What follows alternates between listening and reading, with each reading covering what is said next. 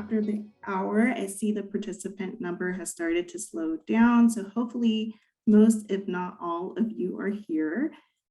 For those of you who joined a little bit later, once again, I'm going to put the link in the chat for the registration form. I do ask that you complete that even if you registered on Handshake, and that way, so we can actually verify that you were here and attended this event live and follow up with information and resources. So I will start with introducing myself. My name is Larissa Bates. I am a career counselor at the San Jose State Career Center and primarily serve our business students under the College of Business. And then I also provide support to our economics students. Hospitality has now moved under College of Business as of last semester. So I'm also very happy to support our hospitality students as well. So every semester we have an event like this on a topic in business. So if this is something that interests you, I would encourage you to follow along. All of the series is posted on our YouTube account, where this event will also be posted as well. So if this is something that you'd like to watch or check out later, just make sure to complete that form so that I can connect with you with resources. All right, so let's get started. So some house rules, definitely complete the form. I do ask attendees that you keep your audio and video muted, just so that everyone can hear the awesome panelists that we have here today. And then if you have questions for our panelists, please do put those in the chat. You might see me look to the side. That's because I have my dual monitors. So I'll be keeping an eye on that as you guys have questions, and we'll have some time for audience Q&A. All right, a little bit of an overview of what you can expect for today. And I apologize, it looks like some of the times did not get updated, but essentially we will have an overview of some Career Center resources. I'll talk about introducing the panel. We'll go into audience Q&A. We'll have some small group sessions, and then we'll close with a survey.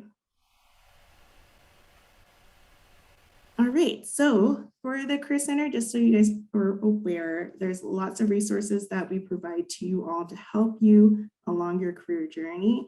This is just one of many services that we offer.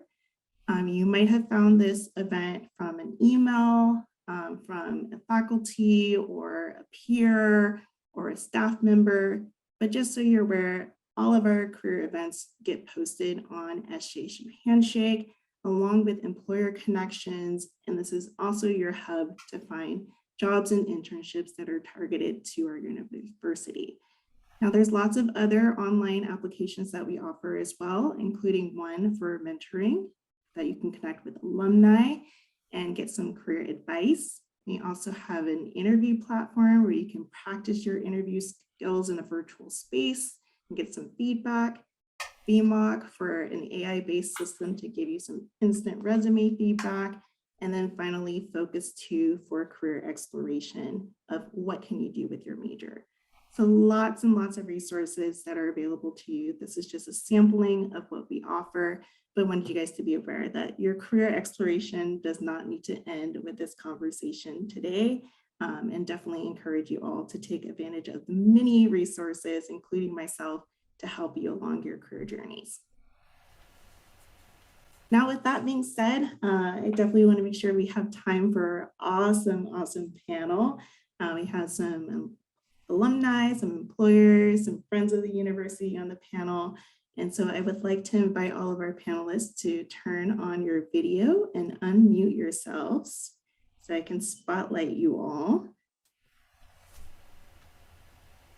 All right, thanks, Adina. Thank you, Mark. And PJ, there you are. Awesome. All right, so I think I got everyone. And Adina, you are first up. If I could have you introduce yourself, name, major, title, and company for all the folks that are in the room today. Sounds great. Thank you, Larissa. And hello, everybody. Adina Parmentier here. My major in college, I went to San Jose State University. I was one of you back in the day, graduated class of 2011. and my major was Management Information Systems, part of the Lucas College of Business. Today, I currently have two job titles. My main day-to-day job is a business consulting manager at Ernst & Young, or EY, as you can see here on the slide. And I also teach part-time at San Jose State in the Lucas College of Business in MIS, what I graduated in, teaching the Sabona Honors Program for the MIS concentration. So excited to be here today, get to know some of you and share a bit about my journey, and hopefully getting you curious and excited about a potential career in consulting. I love, as an alumni, you're also a faculty, so you're on campus, MIS representing, all of those shout outs to College of Business. So hopefully that resonates with some students in the room. And then I'm going to turn it over to Mark to introduce himself. Hey, good afternoon, everybody. Glad to be here. Look forward to talking to you and answering questions. My name is Mark Schwartz. I was a chemistry major in college, and I got my PhD in biochemistry from Arizona State University. And I spent about 40 years, as you can tell, I spent about 40 years in the biotechnology industry, where I did both research, ran clinical trials, business development, mergers and acquisitions, and was chief executive officer of several companies, both some private venture capital-backed companies, as well as a public company traded on the NASDAQ. For the last 6, 7, 8 years now, I've been consulting. I consult for a number of small biotech companies and some nonprofit institutions. And I also am adjunct faculty at San Jose State University. I teach the master's in biotechnology, 2 courses there for the last 13 or 14 years, and I teach in the Lucas College of Business, both some freshman and some upper level courses for the last 4 or 5 years. So that's what I do. Mark, I have to say you're like one of the most outgoing science people that I've ever met in my life. It always just surprises me every time you mention your PhD in biology. I'm just like, oh, wow. So awesome. Thank you, Mark. And as well, I want to shout out that Mark is under College of Business. So if there's students that are wanting to connect with you, Mark is also on campus. Yep, absolutely. And then TJ, if you don't mind introducing yourself. Hi everyone, TJ Kazin here, down in Southern California in Orange County, Irvine area. I was a business major in college. I did not go to San Jose State. I went to a smaller private school in Fullerton called Hope International back in the day. And I am a senior consultant at Armanino. We're a top 20 consulting firm in the country, a little bit smaller than EY. But really excited to be talking to everyone here today. I wear a ton of different hats in our consulting business at Armanino. I run our technology and software evaluation group in our management consulting team. And I also lead our consulting internship and first year career development program. Awesome. So very familiar with the early career process of getting into consulting and kind of what it takes to be successful. And then Certainly. I also understand that Armanino is hiring right now as well. Mm-hmm. So you guys are recruiting and looking for students in that space. Awesome. So hopefully that gives you a little bit of insight to all of our panelists. I have some preset questions for them, and then we'll have time for audience Q&A. So if you have questions that bubble up as they are talking and responding to the preset questions that I have, feel free, throw those in the chat and we'll address as many of them as possible during the audience Q&A portion of today's event. All right, so my next question for you all is to briefly, in 3 to 5 sentences, describe your career journey to becoming a consultant. And I'm going to pick on Mark first because I know he has a long journey. So I'm going to challenge him to be concise in his story of how he became a consultant. So I'll spare you the long story of my many years in the biotechnology industry, but like anybody who's had a long career in an industry, I followed a certain career path. I am a biochemist, a scientist by training. I started out doing research, but I very quickly decided I want to get into the business side of the biotechnology industry. I was able to move through a series of positions, which we can talk about in a breakout room if you're really interested, into the business side and into this management side, into the strategic management side. And after all those years, I developed a certain skill set, and that is I'm very good. I have a lot of expertise at how to manage a small company, a startup company in the biotechnology space, how to raise money, how to plan, how to do business development, how to do mergers and acquisitions or license a product, which is a very common set of transactions that biotechnology companies undertake. And so as my career moved along, there came a point when I really, frankly, did not want to work full time anymore. And I knew enough people and I had enough contacts that when I left full-time employment, I was able to talk to various people and essentially build a consulting business, right? Some people came to me because they knew me and I'd worked with them over the years. Others I had to reach out, and I essentially launched a bit of a marketing campaign to put myself out there and say, look, I'm available. I'd love to help you raise money. I'd love to help you develop a strategic plan, or maybe buy a company or sell a company or do some licensing. One of the areas that I found was the ability or the desire, the need to mentor young executive officers, young CEOs and other senior people, right? For people for the first time, they don't have any chief executive officer experience. So how do they go about doing the things they need to do? How do you manage a board of directors? How do you raise money? How do you manage the people who work for you? One comment I will make, that the journey to become a consultant, I actually spent a lot of time and a lot of effort volunteering, doing things for free. I gave a number of seminars. I volunteered to meet with people. I got on the telephone before, and I made a lot of trips before COVID at my expense to meet with people, to stop by and talk to them in their companies or wherever. And a lot of that was done for free as I tried to get them to meet me, understand what I could do. And was I the right person, right? Did I have what they needed? In some cases I didn't. In some cases I did. And based on that, I was able to build a certain portfolio of companies that I consult for and have consulted for in the last 5 to 10 years. Wow, that's awesome. So there's a couple things that I picked up from there. It's like building the expertise and the knowledge, and then transitioning to that to figuring out what your market is, right? Who are folks that need that information? And then it sounds like a lot of that marketing was like outreach, right? Going out to the community of folks that you knew, maybe folks that you didn't know, but wanted to engage with, and building that network. So that's really, really awesome information that you've shared. I know Adina has a slightly different journey, so I'm going to go to her next, and then Thomas to share his journey. Yeah, absolutely. So on my end, I would say I stumbled into consulting. EY was my first job, and it's still my current job many years later, if you guys can do the math, since 2011. And really the way I kind of came into consulting, was through a conversation I was actually having with a peer my senior year, in my last semester. So we're both looking for jobs. He had done an internship, I believe, at one of the big four. It was not EY, and he was on the market. He was looking for opportunities. And I was describing to him, this is the type of job that I want. I want something that's just going to challenge me. I want to grow a lot. I want to invest early in my career. I was really like a go-getter, or am a go-getter, I guess.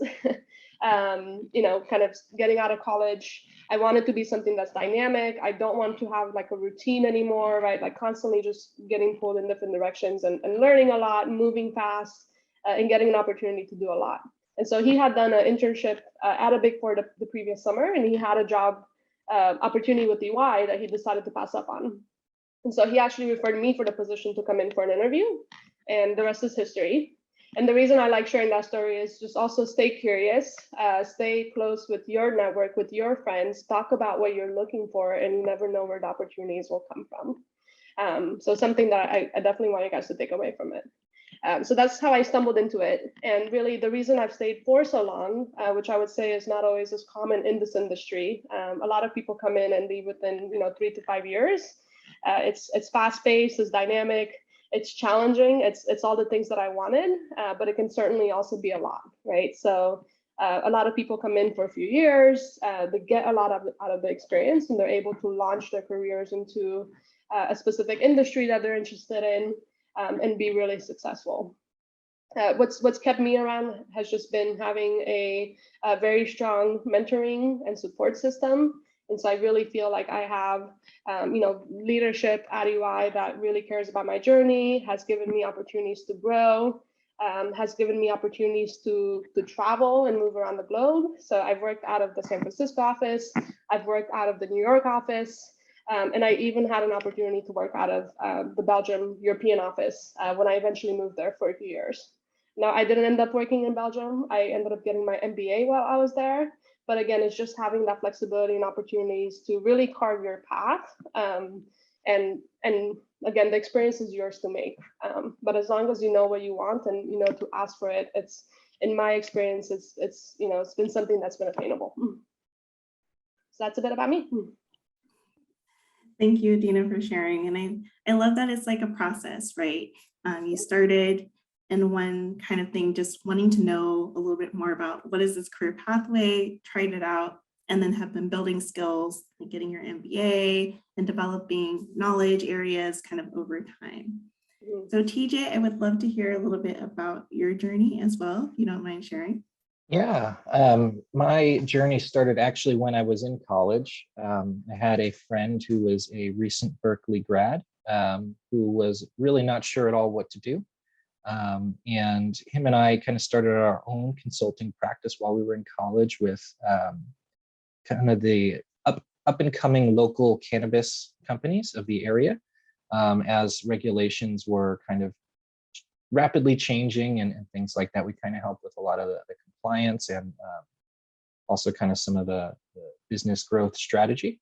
Then when I ended up graduating from college, I had decided to step away from that and determined that I wanted to join a firm to kind of really build out my full skill set. And then I ended up joining Armanino's management consulting team in, I guess it was July of 2019, so almost 3 years ago now. Been with the firm since. Kind of, I've done a ton of different jobs throughout the business, but now kind of really focusing on that strategy and management consulting area. Awesome. And I love how they're kind of like all our panelists are kind of at different journeys, different points in their journey. So hopefully students, as you're listening to the panelists talk, you're picking kind of like where you're at, like where you want to go, and kind of making connections accordingly. So Mark has really great biotech experience. It sounds like Adina has had lots of international experience and working abroad. TJ, it sounds like you had some specialization kind of in the cannabis industry, and it's now kind of like transitioning to supporting new students in early careers and consulting. So lots of expertise in the room. So just reminding students to kind of keep pondering those questions and reflections as you're listening. All right, so the next question that I have is that consulting roles can be very different based on the type of company. So independent small business versus a large corporation, there might be kind of different roles, different structures. So if I could have each of you briefly describe what a typical day looks like for your current consulting position. And TJ, I'm going to pass this over to you first. Yeah, so my position has recently changed quite a bit, kind of moving into more of a kind of executive oversight on the projects that we run, moving from project lead. That involves doing a lot less of kind of the day-to-day, work of what's actually on a project and managing a number of different ones. So typically I'll have kind of a couple of all hands meetings in the mornings to kind of meet with some of my project teams, typically rotating that, between the different projects, meeting about twice a week, 2 to 3 times a week, depending on how heavy the project is. And then throughout the day, kind of dealing with different client status meetings, dealing with kind of internal strategy sessions, and then even kind of at times overseeing some of the client-facing strategy sessions that we have. I'd say typical work hours are somewhere from maybe 7 in the morning to 6 or 7 at night, depending on how many things are on fire compared to other weeks, but I'd say that's pretty typical. So 7 a.m. to 6 p.m. Did I catch that correctly? Yeah. Okay, that's a long day.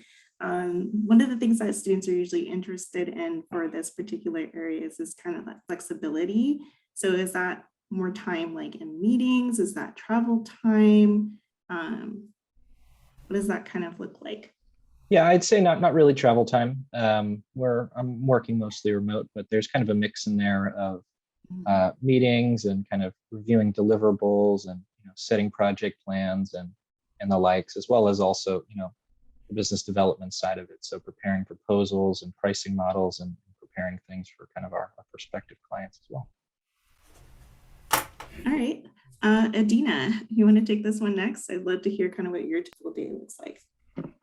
Yeah, I definitely, you guys may have seen me smiling. I relate a lot to TJ's assessment here, right, in terms of just the general flow.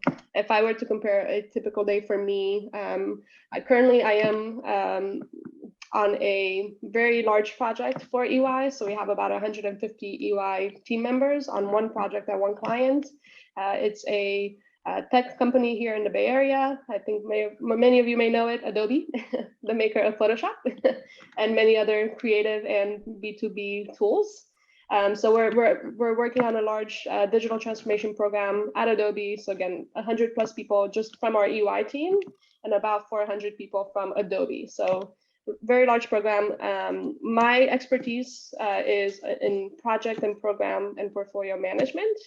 And so I lead a team of 5, and our mandate is to stand up the program and operate the program. So this is a multi-year journey for Adobe, 2 to 3 years at least for that we'll be working on this. And so if I think about my day-to-day, very much starting my morning with stand-up meetings, getting an understanding of where our team members are, they're working on, what are some of the issues that are coming out throughout the day, and how we can help triage.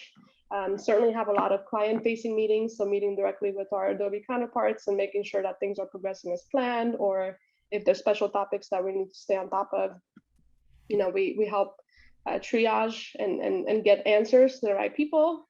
And then I try to reserve my afternoons for a bit of working time and quiet time. So certainly, there's a lot of strategizing, a lot of, creating processes, creating frameworks for our teams to follow. And so I try to spend my afternoons and, just being able to focus, brainstorming, coming up with an approach that I can then validate with the broader team. Each day is different. So certainly there's days that start earlier and later, but there's also days where, it's a little bit slower in the afternoons. I can take a few hours off. Today's a great example of that, just being able to block my calendar and come here during business hours and connect with you guys. What I found with consulting and the beauty of it is, you can definitely go through, if you want something, like if you want a challenge or you want a high growth opportunity, you can ask for something like that and be put on a project that's very challenging, fast paced, moving, using the latest tech.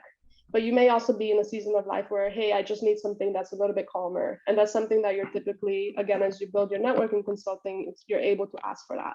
So maybe somebody like, a parent returning from maternity leave, or somebody going through, some challenging family situations. They can be put on a smaller project or a slower project, I would say, and have a bit more work-life balance. And so it's very much, your career here, within consulting can be what you make of it. And you can kind of carve your role based on the experiences that you're looking for.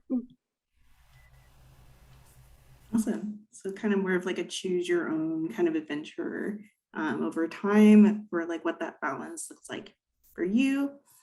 And then Mark, if you don't mind sharing your perspective as well. Sure. So let me draw a bit of a distinction between Adina, TJ, and myself, right? TJ and Adina both work for consulting firms, and they do consulting, but they do work for a firm. I work for myself. And so you need to put that in perspective as you hear about their days and my day. And my day, clearly, I think, as everybody's has changed since the pandemic hit. But a typical day, maybe I'm juggling 3 or 4 different clients, right? I have a couple of different groups that I consult for, and they are not related. They are only related by me. So I may have a couple calls in the morning, one in the afternoon, and I've got to sit down and do some work because they're hiring me to do something. So maybe they're hiring me to reach out to an investor base, right? So I've got to get an investor list together, and I've got to call the investors and reach out to the investors and follow up. There, maybe I'm helping them do a corporate presentation, as the case may be, right? And that day can be either intensely filled from early in the morning till nighttime, or it can be very empty. It just depends on the cadence and pace of the different projects. I also spend a certain amount of time, as I said previously, looking for clients. So I have to network with people. I'm reaching out to people I know. Before the pandemic, I would do things like, are there conferences I need to go to? Are there current biochemistry, biotechnology events taking place that I need to show up and start networking? Can I call some contacts, find out what's going on? So, and I do that at my own pace, right? Depends on how much I need to work or how much I want to build my consulting pipeline. And then there's a lot of events, as I said, that I do for free. So, for example, doing this or mentoring people. I do a lot of work down in Phoenix. I have some roots in Phoenix. I do a lot of work in Phoenix, and there's an incubator there called CEI that I work with. And they'll call me up and ask me to do something, right? And I'll do it, and that'll take some time. And there's also a typical day may be, you know what, I've got a gig coming up this weekend, and I'd rather practice my guitar. And I'll block out big chunks of time and say, look, all afternoon on Thursday and Friday, I'm going to practice and I'm not going to work. I have the luxury of doing that, but I also get paid when I do that. And therefore, there's always a balance that one has to draw when you're working for yourself. Can you afford it? Are you in a place when you can do that? And if a client calls and says they absolutely need something done by Friday afternoon or by Monday, I may not work Thursday and Friday, but I will work Saturday and Sunday. And so when the client needs something, that you have to deliver, or else pretty quickly you lose your business, right? And so that's the balance that I think TJ, Adina, and I are always balancing. It's paying the bills. And in the end, you've got to deliver the product that they're paying for. So I think that's really great insight. And I kind of really appreciate, Mark, you for kind of making that clear distinction of like working for a firm that kind of brings customers in versus if you have your own business as a consultant, you are kind of responsible for making that pipeline, right? Your sales pipeline of who's coming in, who are you working with, who are your contacts, and making that business successful. So students, as you're kind of thinking about where you see yourself going in consulting, I think it's also important to think about what type of role do you want to kind of explore? Do you see yourself kind of running your own business? Do you see yourself maybe starting at like a smaller firm or a larger firm, and just understanding that there's different scales and scopes and responsibilities in those different places? All right, so I believe I have one more preset question. So just a reminder for students, if you have questions that have been bubbling up, to please put those in the chat so that we can address them during the audience Q&A portion. So hopefully this has been insightful for you all this far and will continue to be. But if there's something that you're curious about, drop a line in the chat. It could be directed at a specific panelist too. Right, so we talked a lot about like what your day looks like, what your work looks like. I would love to hear about what are some of the challenges that you face in your work as a consultant. So 1 or 2 key kind of things that you would say, you know, definitely if you wanted to get into this field, you would want to be prepared for. And I'm going to toss this to Adina to start. All right. Let's see, I tried to write a few bullets on this one, just to kind of prepare on which ones do I want to share today. So one thing I will highlight about the consulting world, which I also find as a positive, so it's not just like this is a challenge and it's a negative, but your ability to work with people. And so I mentioned, you know, this program that I'm currently on right now, it's huge. It's 400 people. There's a lot of stakeholders involved. There's a lot of directors and VPs, and everybody wants something. Everybody wants it now. You certainly need to learn how to communicate, how to prioritize, but every now and then you do work with difficult people, right? So I find that as a challenge. I also find, and when I say it's a challenge, it's not so much like, oh, it's so hard, I don't want to do it, but it is challenging, right? It's, in this industry, and my experience has been, it's, you can always learn the work, but learning how to communicate with people, how to build relationships, how to partner with them, get them on your side, that for me requires, more thinking and strategizing than just writing, the report and getting that done. I also think it can create an incredible strength in people, right? If you're able to be in that environment and still thrive despite a difficult dynamic. But it's certainly one that keeps me up at night, right? So at the end of the day, when I get through a difficult day, it's always due to, oh man, like that meeting really did not go well. How do we turn it around? Or how do I turn it around? Or who do I need to reach out to in the next week and start building a better relationship with? Because if I get that person on my side, then these meetings will be better going forward, right? They'll be able to back me up in certain, disagreements, etc. So that's one that I didn't necessarily expect coming in. I always thought, the work would just be so hard and I wouldn't know where to start. Where, in that perspective, like you do have a lot of support around you. There's a lot of resources you can learn on the job. There's, trainings. There's people helping you. There's this whole team around you. In this environment, not maybe so much for Mark, but we have a whole ecosystem of people like helping you do the work. And then the second, which again requires some practice, is just being on demand. So as Mark mentioned, right, when something is due or something happens and the client calls you, you are expected to jump on board and help them fix it. So I have this like running joke now. One of my key responsibilities at my job is to write out the program status for the week for this overall program. And so it's typically something that we send out around 4 or 5 o'clock on Friday nights. I work directly with, one of the key directors at Adobe on it. And every Friday night, we usually get an email from the CIO with questions. It's usually around 7:30.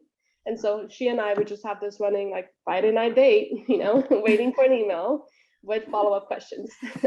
So again, right, having a bit of that balance, that flexibility, being on demand, something I'm constantly trying to work on. We do have late Friday nights, but I try to start my Mondays a little bit slower, kind of recoup some of that time lost from the late evenings.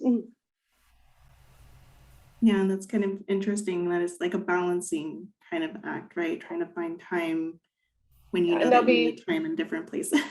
And there's days that are really long, right? And there's days where you can maybe make it up and just take an early afternoon. If there's nothing that's really pressing, around 2 o'clock, I can just log off and say like, hey, like I worked, 12 hours yesterday. I'll just work, 6 today and we'll even out. Yeah. So TJ, I'm kind of curious, since you're also at a firm, if your challenges are similar or different, what do you kind of see in your work? Yeah, I definitely echo and agree with everything Dina just said, but I think a couple of challenges I see a lot of young consultants have are working with partial infill as one. Oftentimes we don't know the answer to the full question or even what the full question is, right? But we need to kind of go in and investigate and figure out, what's the best way to tackle this problem? How are we gonna get it done? Those are kind of typical questions we'll be asking ourselves every day. And then the next one is really understanding and aligning on client needs. Sometimes the client doesn't know what they need, and we need to kind of work to get them to what's best and what the best practices and what the best way to attack that problem is.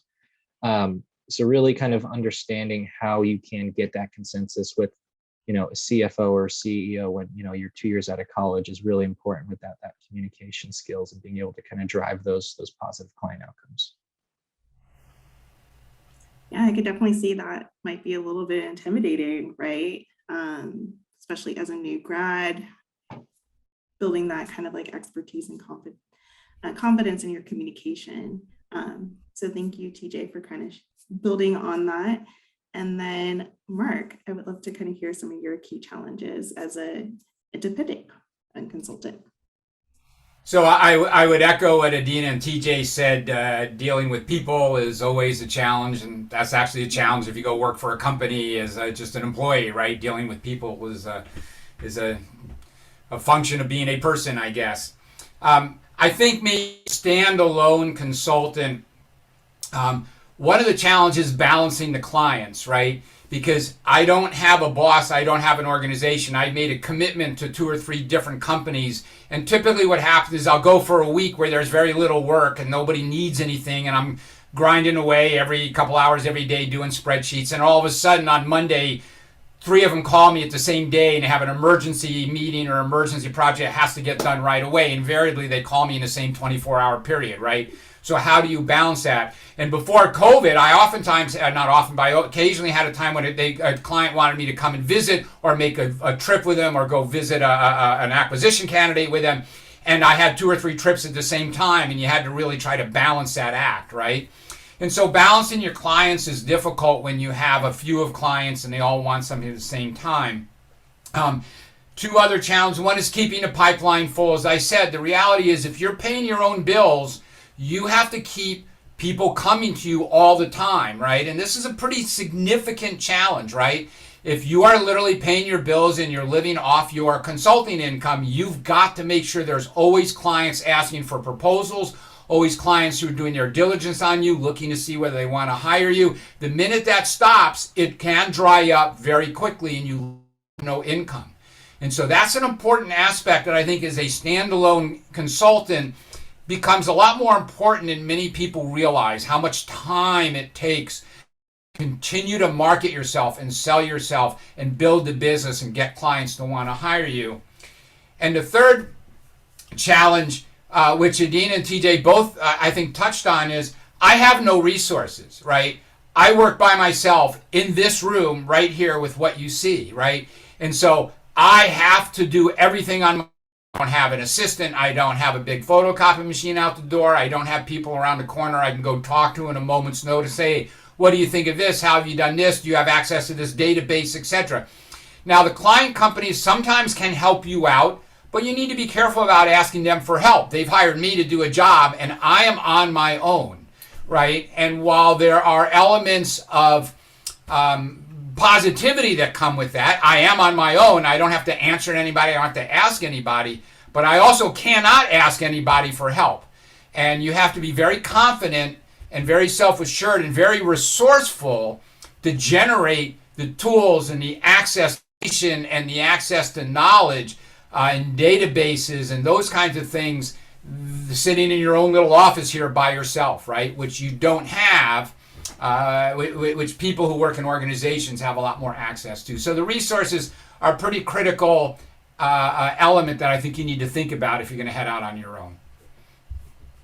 Yeah, that's a really good reflection, right? You're building a business, right? And so all the things that go into building a business, the sales, the marketing, the outreach, as well as performing the work are all kind of your responsibility. So I think that's really important for students that think about consulting and wanting to do their own business long-term, that those are factors that they should be aware of and considerate of when they are building that. I don't think it's to say that that is not a good pathway, because obviously Mark is doing it and is super successful. But I think it's definitely things to kind of be aware of as you kind of explore being an independent contractor. And I think on the other side, working for a firm, right? Although you may have additional resources, it sounds like there might also be kind of relationship management, with your team, as well as the team that you're working with to support in that consulting role. So I think in both areas, there are some challenges that are very real, and that's I would encourage students to reflect on and think about as they're exploring the different pathways. All right, so I'm thinking this is my last preset question. If not, then I definitely want to make sure that we have time for student Q&A. I have just one question that has come in, but other students, if you have things that have been bubbling up, or you're like, Mark mentioned something and I want to know more about that, or Adina or TJ said something and I want to know more, put those questions in the chat so we have time to address those in just a little bit. Right. So last question is, what are 1 to 2 things that you enjoy about being a consultant? And since I made Mark go last, I'm going to ask you to go first on this one. Okay. So what do I like most about consulting? There's a couple things. One is you're exposed to a range of companies and a range of projects and a range of technologies and a range of people, right? I can't tell you how interesting it's been to work for all kinds of different companies that are working on different things in my field, taking different approaches. I've met a range of different investors. I've been through a range of different transactions and acquisitions. And when you work for a company, it tends to be much more narrower. You work on your product line, and that's all you do in your space, right? Whereas a consultant, you have to become an expert. And by the way, the technical aspects of becoming an expert, I don't want to downplay those, but those are actually easier than managing all these other things, right? You got to put your nose down and read some books and read some papers and come steeped into technology or the market. But that's very doable compared to some of the other challenges that Adina and TJ mentioned. So one is the range of things you're exposed to: companies, peoples, deals, acquisitions, projects. And again, being a scientist, I get involved in a lot of different science projects. The other thing that I really enjoy is kind of what you'd expect: the flexibility, right? I can pick and choose who I want to work with to a certain degree. I can pick and choose how much work I want to do. That's also the downside, right? That sometimes you don't have that choice, and maybe you need the income or want the income and it's not there. And sometimes you're hesitant to turn down a project because you don't want to turn away a client. Now you've got too many and you're overwhelmed with work. But having said that, again, as I said, sometimes I just want to go away and play the guitar for a while, and I can do that if I can arrange my schedule and my consulting management. And that comes down to what Adina said: managing people. If you develop really good management skills, you can diffuse the urgency sometimes. You can help people get over this need that they want something tonight, and maybe they don't really need it till next week, so I can go away and play my guitar for a few hours, right? And then come back and do it when it's more convenient for me. But that is a skill set that you have to learn, right? And so all those things, I think, things that I really enjoy. And frankly, to be honest, the last thing, I don't work for anybody, right? I don't work for a company. And again, there's pros and cons, but I can do what I want. I can dress the way I want. I can wear what I want. I can do anything I want. And you know what? If you don't like it, you'll fire me. But I don't work for a company anymore. And that to me has real value. But it's also not something that everybody is necessarily in a position to do in life, right? And so that's the question each of you need to ask is, are you willing to give up the security and the benefits that come with working for a company or organization? Because there is a lot of risk being a sole consultant. I see Adina's giving you a shout out in the chat that your hashtag goals.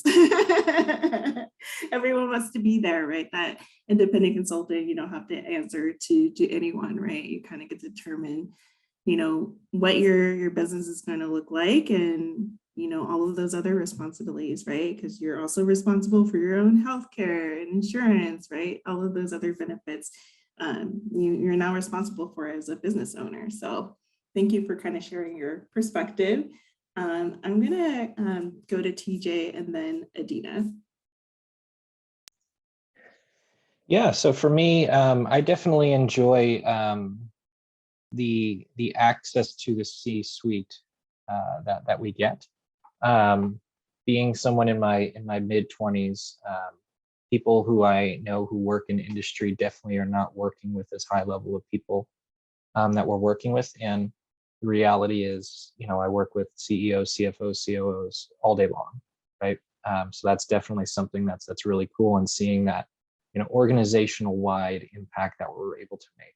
Kind of like Mark said, we're not focusing on one single product line. We're focusing on, organizational transformation, business transformation that affects a whole litany of people. I also definitely enjoy the fast pace that we have. At any given time, I'm working on, right now I think I have 8 projects, closing one out this week. So going to be 7, but probably going to go back up to 8 real quick here. And kind of managing all of those different things. If you think about that, eight projects means you're working on something for, 5 hours a week, 6 hours a week, if you're billing 40 hours a week. So it's pretty cool to kind of be able to bounce around and empower your teammates to really kind of drive project forward and kind of get to that.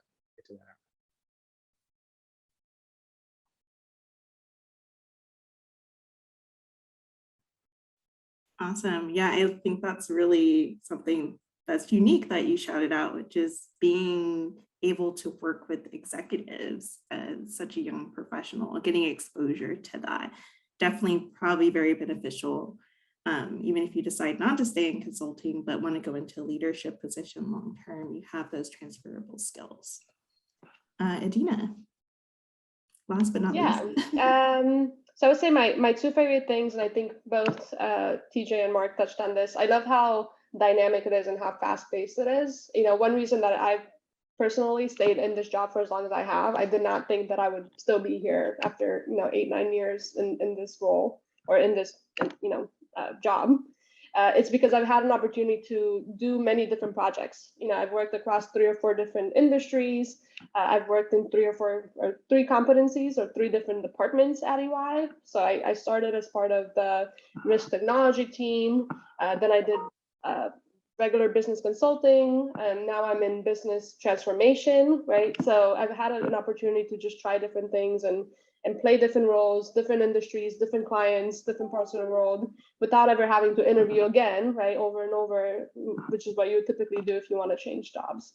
So I've loved that aspect of it. And the second I would say is the people. EY does place a high value in diversity as well. And it's just amazing having a lot of diversity in the room, diversity of thought, diversity of, where you're from, what your education level is, what your major is or what your degree is. So it's not just business people in a room. We have, right now I'm working with somebody who graduated in neuroscience.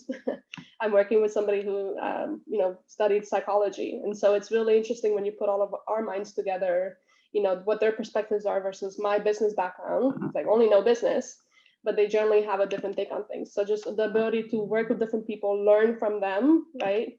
And be creative in coming up with solutions. And then my third is, I really love problem solving. So part of this role, what really keeps me excited is, coming in and helping solve a problem. So especially with consulting, I would say, companies generally hire us because they either don't have the right people to work on this, or the right people that they have are busy with something else. So we're being brought in again to help with strategy, to help with a mission critical project that is driving either their top line growth or driving maturity or helping them scale. Again, just be a stronger business overall. So getting a chance to come in and help come up with what is that approach? How are we going to do this? How are we going to put together this program? How are we going to operate this program? Especially for something, the size of 50, 100 people plus, getting this opportunity now, right, to TJ's point, getting that within a few years of experience has been just really eye-opening and amazing for me. Because I also had that same impression where I thought you just need to have a career for 10 to 20 years before somebody asked you, hey, what do you think? How should we do this? But in consulting, you have an opportunity to make an impact way earlier than that. So that's Awesome. it for me. Yeah, and I love that it's kind of like a team, right? So there's lots of different expertise in areas that you also get to learn from and experience as well.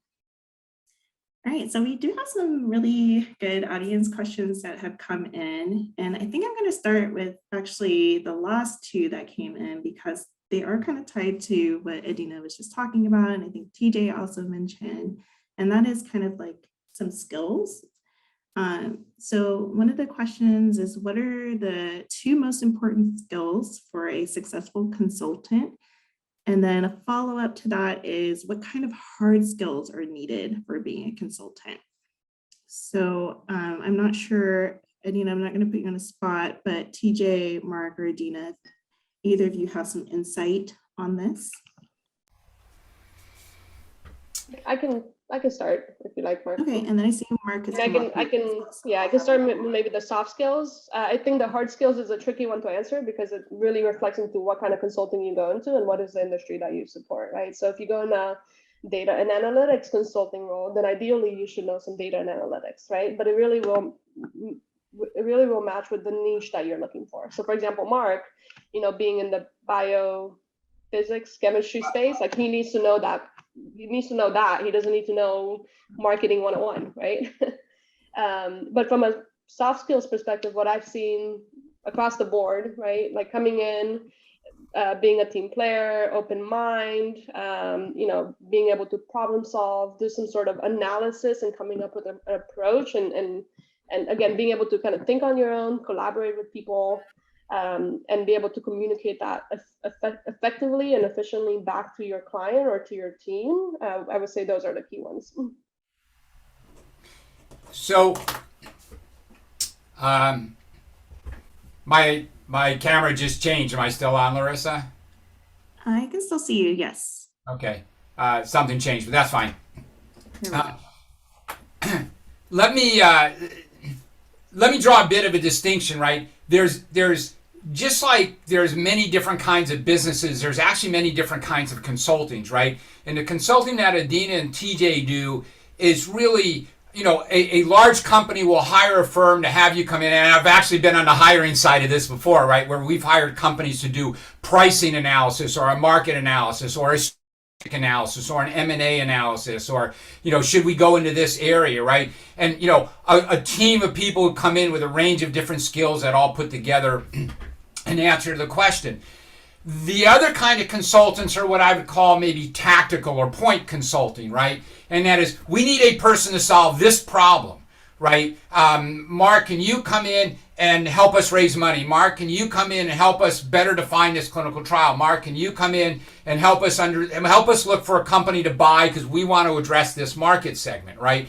And that could be a much more tactical, one-person kind of defined project than kind of a more global, strategic, large undertaking, right? So when you ask what skills are required, I think a lot depends on what kind of consulting you want to do. Do you want to set up shop as a single person, or do you want to join a firm, a small firm of 5 or 10 people, or 50 or 100, or E&Y must have thousands of employees, right? But I would argue that from my vantage point, from a single consultant, and again, TJ and Adina may have different perspective. One is you do have to have domain skills. If I am hiring you to do something for me, can you do what I'm asking you to do? And Adina said this, right? Are you solving a technical problem? Are you putting together a marketing plan? Do you have technical domain experience in marketing tennis shoes, if that's what I've asked you to do, right? Do you know the tennis shoe market? Do you know all about the different elements of marketing? If I'm asking you to run a clinical trial, do you know about running clinical trials, or whatever the domain skills are, right? And I say that because it's really important if you're going to be by yourself or with a team of one other person. You've got to have something really of value to offer the client. This is what I know, and I know it better than most people out there. And if you hire me, I can solve this problem you're trying to solve. And the other skill, which I come back to all the time as an independent consultant, is marketing. Do you know how to market yourself? Can you sell yourself? Can you convince people that you should be paid $200, $300, $400 an hour, whatever the $1,000, whatever the number is, because you're worth it, and you're going to run up a bill of hundreds of hours doing it, $250 an hour, $300 an hour. Are you worth it? And can you sell yourself and convince people that you are worth it? If you can't do that, you'll never get any business.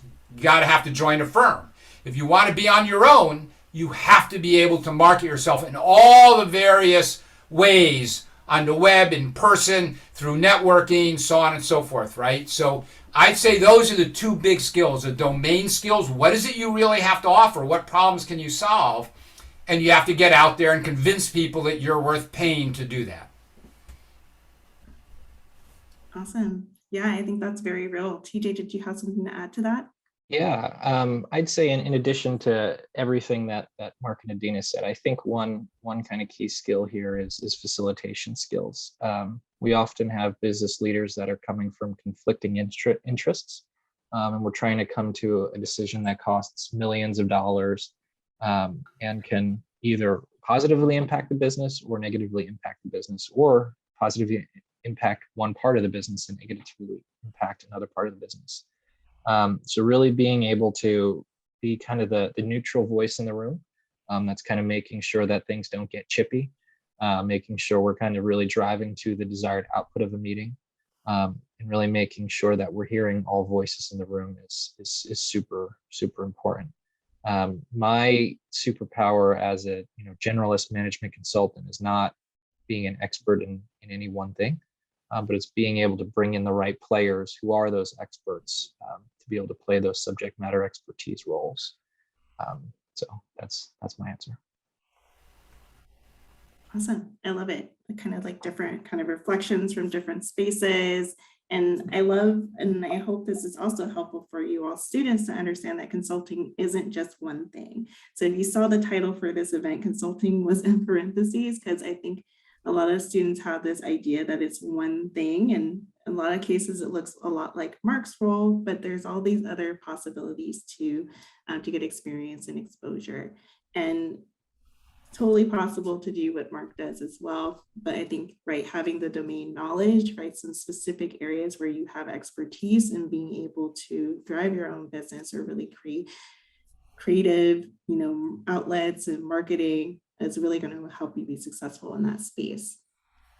So lots of great advice there. I don't know that we're going to get to every question. So if I don't get to your question, hold on to it. We'll have some time for small group meet and greets with the panelists. And then we also have some guests that have joined us as well that I'll have introduce themselves. So don't throw those questions away. There'll be other spaces where you can get those answered. I have another question. This one is a little bit different. And maybe I will have TJ or Adina take this one, which is, how did you tailor your resume to obtain the current job you have now? So maybe I'll pass that over to TJ, because I think you might be the most recent addition into the consulting world. Yeah, for me, it was really focusing on not just the skills I had, but the outcomes that I'd driven in my previous experience. Highlighting my ability to lead project teams, highlighting my ability to, save clients money, to grow businesses, to do those things. So if there are specific projects that you're taking on or internships that you're doing, it was important for me, and I also hire, about 20 interns and first years every year. So this is also something I look for on their resumes, is not just talking about, what did you learn from the internship, but what outcomes did you drive? What projects did you work on in those internships? 100%. I definitely highlighted. So while I was in college, I also worked full time. So obviously that was a good point on my resume, showing that I can juggle responsibilities, still do well in school, right? Like showing that you can, again, prioritize and do both, right? I highlighted, some of the key projects that I was a part of. So I was also part of the Sabona Honors Program in the Lucas College of Business. So had a great opportunity there to work on an external consulting project. Really emphasize my project management experience on that project, given that that's what I was interested in, right? So I'll also give a plug to the Management Information Systems degree that I have for MIS, right? So I really do feel like the classes that I took there really prepared me, like business analysis, systems thinking, a little bit of coding weaved in there, right? So really just had a solid business understanding of a general business understanding, and then the project management and business analysis layered in, I think really helped me stand out. But anything you can do in terms of doing some sort of internship, getting outside experience, right? Show that you can go to school, get good grades, and also work on a side project, a side business, a side internship will really help you stand out. I think from a consulting, one thing I tell people when they ask me about, what do recruiters look for? The biggest thing that I've seen is, we can teach you everything that you need to know to do your job day to day. But are you somebody that's coming in, that's motivated, that's open-minded, can communicate, can work well with people, right? Are you somebody that can come in and fit nicely in the culture and the culture that the company is trying to put together? The actual work itself, we can actually teach you what you need to know. So it's just, how do you show that you are that person and you can learn fast, or motivated or driven? What are the experiences that detail those skills? And how do you present those in an interview and your resume? Awesome. So it sounds like a lot of those foundational skills like communication, leadership, project management, problem solving, kind of those common ones that come up in your coursework. So maybe leaning into some of the learning that you're already doing. For those of you who are in business degrees, for those of you who are not business students, right? Reflecting on your coursework and seeing like, what are some of the things that you can pull out that showcase some of those skills. All right. Let me see, this next question is a little bit long, so I'm trying to see if I can kind of parse it out for you all.